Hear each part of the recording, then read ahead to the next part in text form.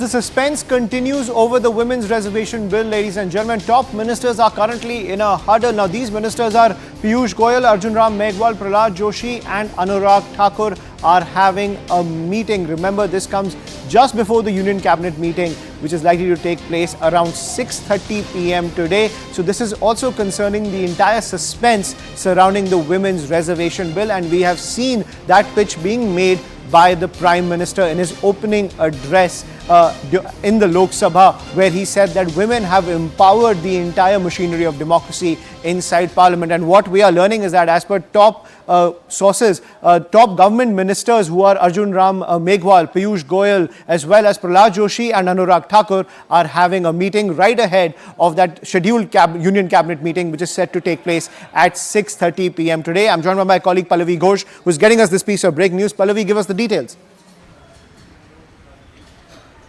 Well, even as we speak, that meeting is still going on, and that meeting, of course, is being attended by the top ministers of the government.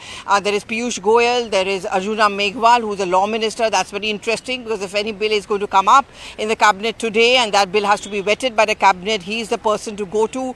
Apart from that, the INB minister Anurag Thakur is also very much there present. Kiran Rijiju also, we are being told, is a part of that briefing. As Payal has put out, and I'm sure we're going to go to her as well, there is a meeting which is also going on between the Home Minister and the BJP President. All of this becomes significant because of the timing at 6:30 p.m. today. Normally, cabinet meetings are held on a Wednesday, but the cabinet meeting is being held today, which means that there is a sense of urgency within the government. So does the government plan to come out with that big ticket bill tomorrow itself, or possibly on Wednesday? Because tomorrow we are going to see the shifting taking place from the old Parliament building into a new Parliament building. There is going to be a photo opportunity lasting roughly around 40 to 45 minutes. After that, there is going to be a brief puja and then a continuance of the 75 years of democracy discussion, both in the Lok Sabha and in the Rajya Sabha. So it is a possibility that if any bill has to come up, it could be listed late tonight or even tomorrow, but it could be taken up for passage and consideration only on Wednesday. Right, and Pallavi, we are seeing that suspense surrounding the Women's Reservation Bill, and clearly signs indicate that, the government is maybe moving in that direction.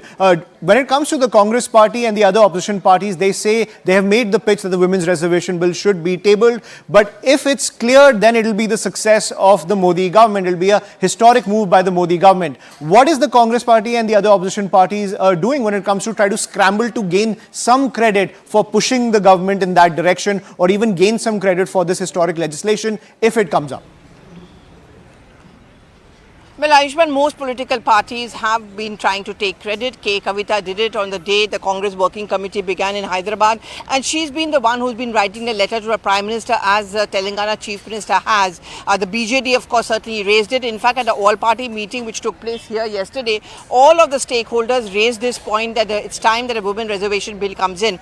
I know the Congress is trying to take credit. In fact, today when Adhir Ranjan Chaudhary was speaking inside the Parliament in Lok Sabha, there was a certain amount of goading which was coming in from Sonia Gandhi to him, saying that mentioned a Women Reservation Bill. That was a dream bill in 2010, but I remember when I had interviewed her after the bill was passed in Rajya Sabha, she had lamented the fact that many in her own party were against the bill, as were her allies, the RJD and the Samajwadi Party, because of which the bill was not cleared in Lok Sabha.